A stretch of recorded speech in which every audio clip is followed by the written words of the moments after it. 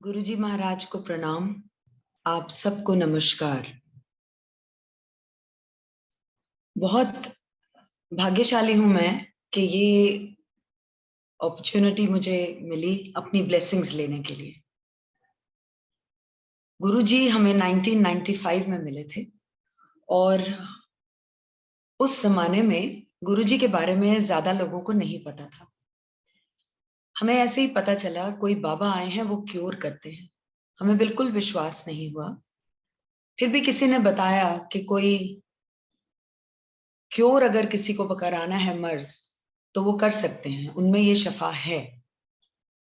फिर तो और भी विश्वास नहीं हुआ, क्योंकि इस मॉडर्न जमाने में, साइंटिफिक जमाने में बहुत ढोंगी भी हो सकते हैं और गलत लोग भी हो सकते हैं। तो बिल्कुल शुरू में तो विश्वास आया ही नहीं कि ये कैसे हो सकता है और ये कौन है जो इस तरीके से इनका सुनने में आ रहा है।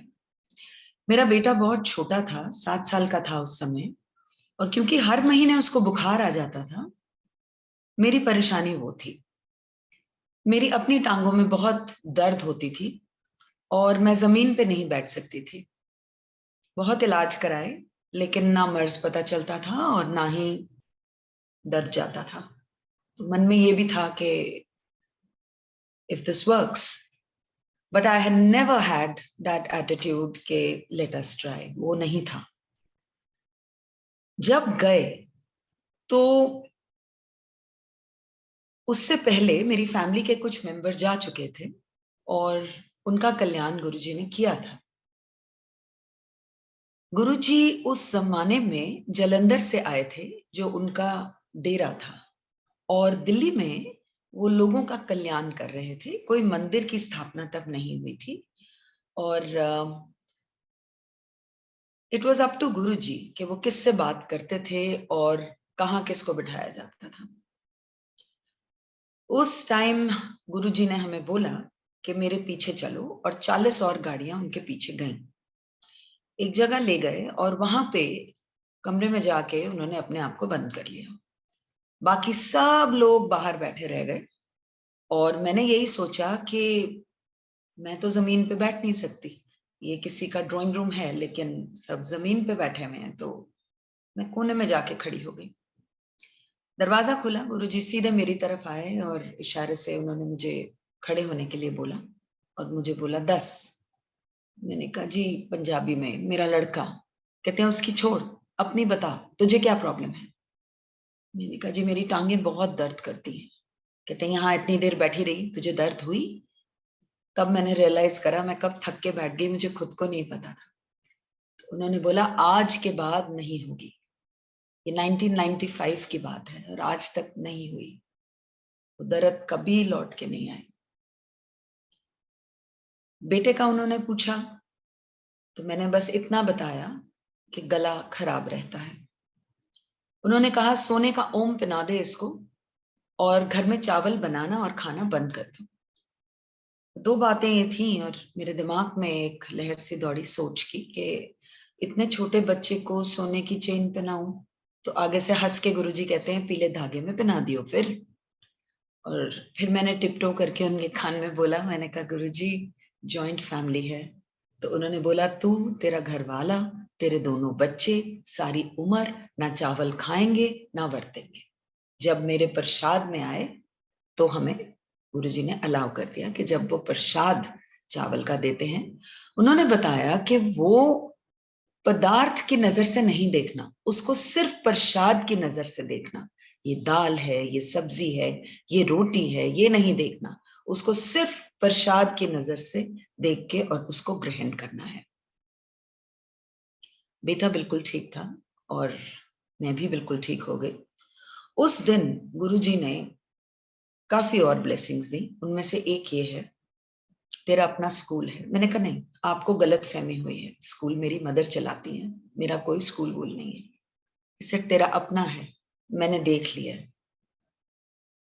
मैं चुप रही और उन्होंने कुछ बातें और बताई मुझे। और बाद में इस बारे में उन्होंने कहा था, गुरुआं दी गल पत्थर दी लकीर होंदी है। वो सच हुई। और वाकई जिस तरीके से उन्होंने बताया था, क्योंकि ब्लेसिंग उनकी ये थी कि वो इमीडिएटली कुछ सालों बाद चालू हो गया था, लेकिन एक जो ब्लेसिंग उन्होंने बहुत इस तरीके से दी थी कि वो उस जमाने में मेरे लिए मेरी सोच से भी बाहर थी, मेरी पॉकेट से बाहर और मेरी सोच से भी बाहर। तो यही मैं सोच रही थी कि ये इस तरीके से क्या ये ब्लेस कर रहे हैं मेरे को। मुझे ये मन में एक अटकाव था। जिस दिन गुरुजी ने धीरे धीरे धीरे अपना असल दिखाया कि वो एक बहुत ही सुप्रीम पावर है, उसके बाद मन में डाउट नहीं था, फिर वो डाउट नहीं था। और क्योंकि वो डाउट चला गया, उन्होंने ही निकाल दिया, तो वो जो ब्लेसिंग इतने सालों पहले जो थी वो मटीरियलाइज हुई। अगेन शुक्राना गुरुजी, आपके मुंह से निकली एक एक बात हमारी पूरी फैमिली के लिए बिल्कुल सच और बिल्कुल ठीक। हमारे लिए वो ब्लेसिंग्स जो आपने दी वो पूरी तरह से हमारे सामने आई। गुरुजी वापस चले गए जलंधर और हम उनको थैंक यू बोलने के लिए उनके पीछे पीछे गए। जब हम गए तो उन्होंने ये बात बोली कि दिल्ली वापस अभी मत जाओ, तुम यहीं रहो लुधियाना में और कल वापस आना। उस जमाने में कोई सभा नहीं लगती थी जलंधर मंदिर में, बाहर से ही कई बार गुरुजी ताला लगवा देते थे।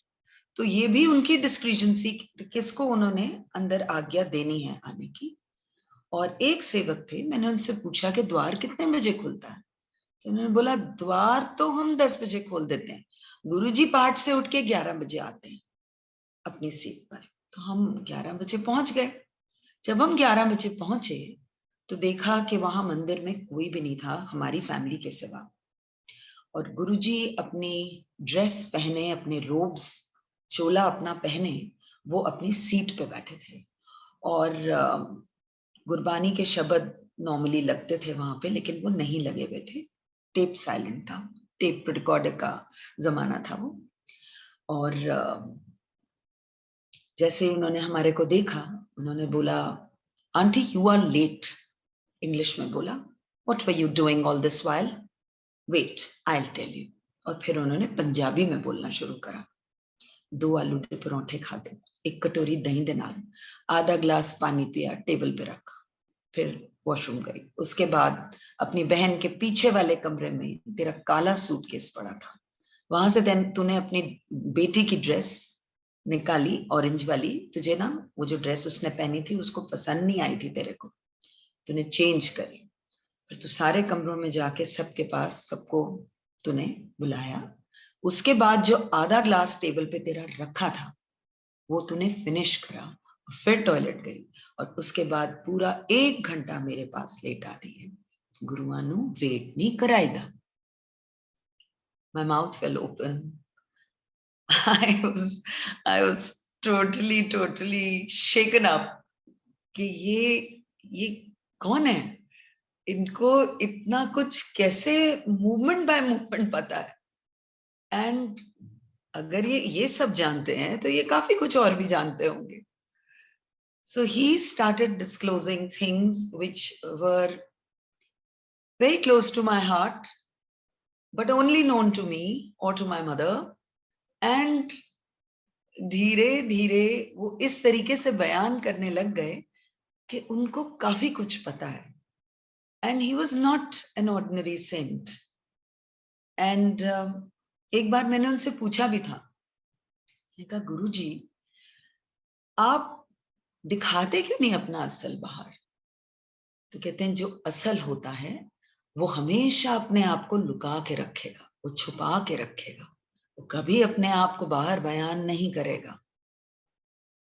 So he made us understand that whatever he did it for the betterment of people.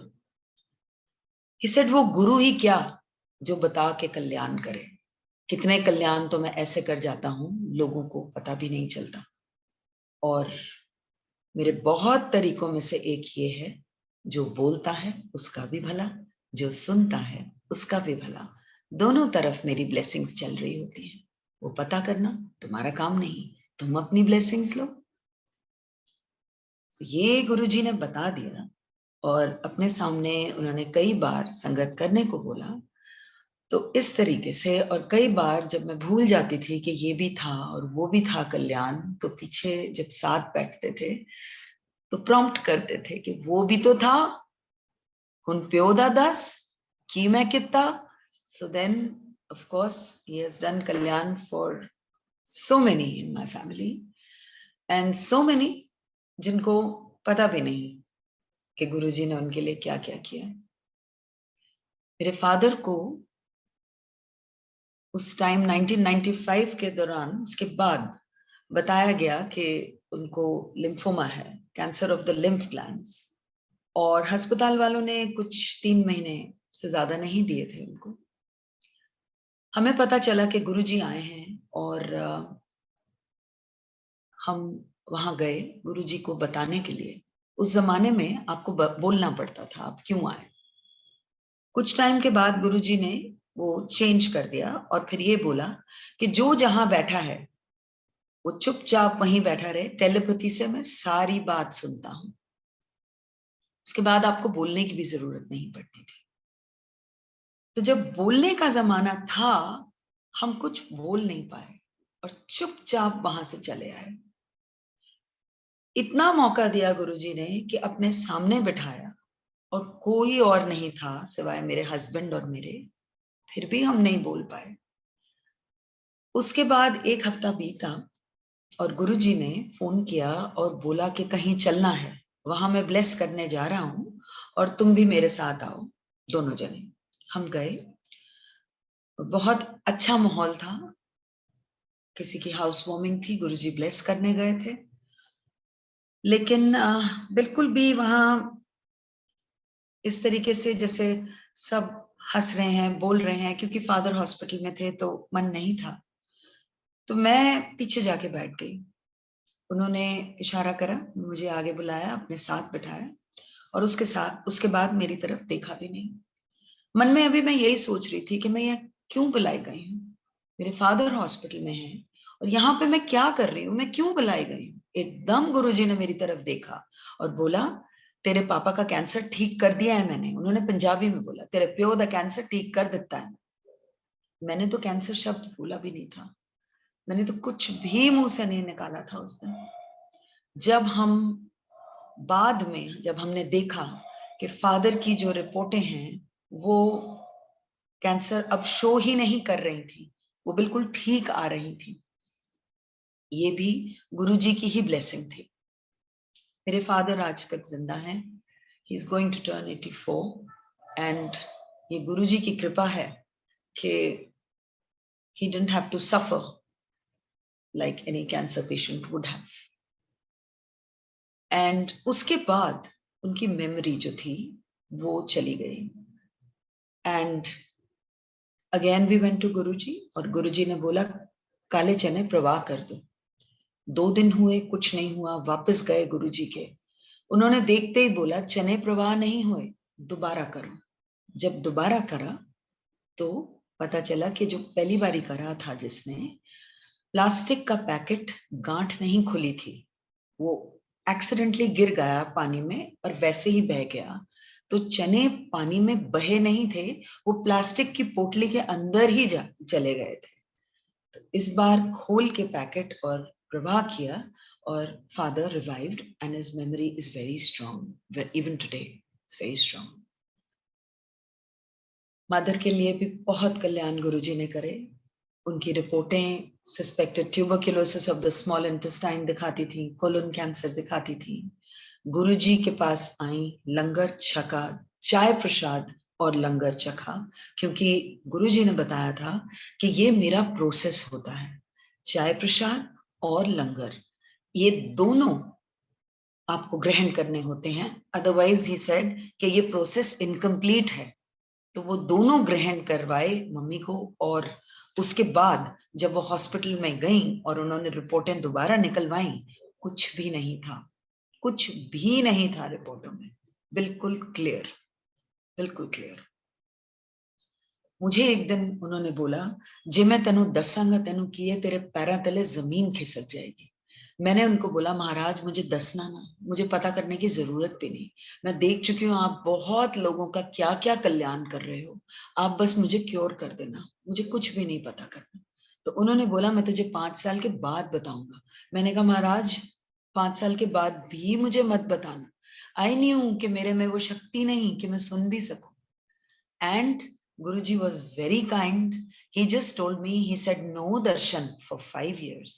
ना तो घर में बताएगी, सिवाय तेरे हस्बैंड के किसी को नहीं पता होगा। और मैं जब 5 साल के बाद बोलूंगा तब। 5 साल पूरे हुए और मैंने अरदास करी महाराज को मन में कि बहुत दिल करता है आपकी कहीं से मुझे एक फोटो मिले, लेकिन मैं किसी से मांगूंगी नहीं। तो उस जमाने में कभी भी बड़े स्वरूप तो होते नहीं थे, और जो छोटी फोटोज थी वो गुरुजी स्वयं बांटते थे। तो I was just dependent on him, how he does it. बहुत छोटी चीज मांगी अपने गुरु से। एक मैगजीन में उनकी फोटो छप के आई जो मैंने रखी, और जब मेरा सांस उखड़ गया एक दिन, तो मैंने सिर्फ वो फोटो से इतनी अरदास करी, गुरुजी मैनू सा नहीं आ रहा। अजीब सी सेंसेशन गर्दन के पीछे हुई, सांस आया। हॉस्पिटल लेके गए, हॉस्पिटल में मास्क लगा हुआ था ऑक्सीजन का। देखा मैंने कोई मेंबर नहीं है फैमिली का, यहाँ पे नर्स है। नर्स से मैंने पूछा इशारे से, कहाँ? तो शी सेड आईसीसीयू।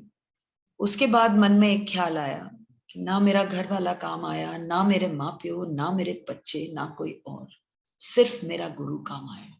क्योंकि इससे पहले मैं सबको फोन कर चुकी थी, they could not reach me in time, और फोन पे भी मैं सिर्फ इतना बोल पाई थी, can't breathe.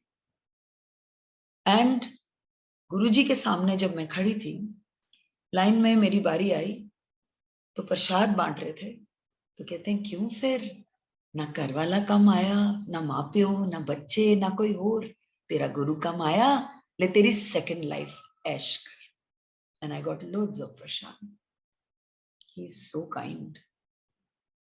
I don't know कि मेरा क्या हाल होना था, लेकिन मेरे गुरु ने अपनी कृपा दृष्टि डाली और जो भी वो भंवर था उससे निकाला। He was kind. He was very kind. He knew everything. He knows even now everything what is going on. You don't have to tell him. कुछ भी बताने की जरूरत नहीं। ये गुरु ऐसे हैं अंतर्यामी कि इनको सब कुछ पता है, हर एक की जिंदगी में। वो प्यार से कहते थे, फाइल खोल देती। तो हर एक की फाइल उनके पास है, और हर एक का वो देख रहे हैं। कितनी चीजें हमारी जिंदगी की होती हैं जो हमें पता भी नहीं कि ये हमारी तरफ ऐसी कोई मुसीबत आ रही है, लेकिन Guruji knows, he knows, and he takes care. He definitely takes care.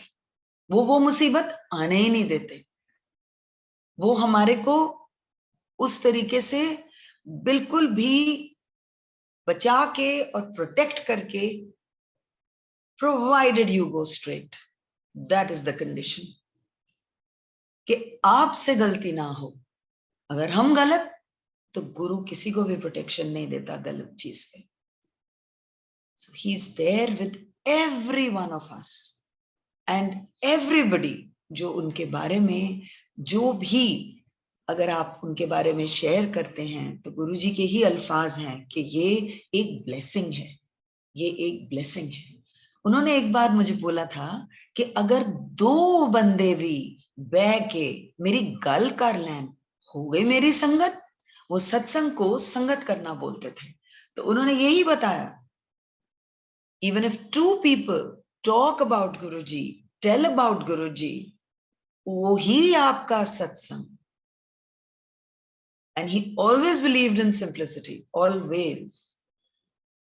गुरुजी ने जिंदगी के छोटी छोटी चीजों में भी सिखाया, like how to go about life, and simple things, how to do, what to do, and what not to do.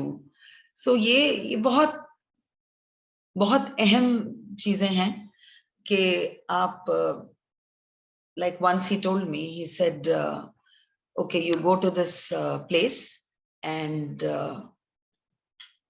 वहां से ना कबाड़ मत उठा कर लाइए, don't waste your money. So these simple kinds of things, like, they came in handy, they still come in handy.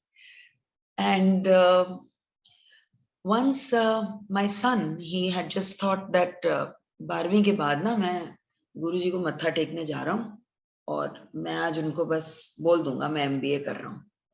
So my son bowed in front of Guruji, and he didn't have to say anything because Guruji was the one who spoke to him. He said, MBA not for you, you do law. And then I was standing behind my son. He says, एनु मैं वकील बनाना है, तो मैंने बड़ा top दा वकील बनाना है.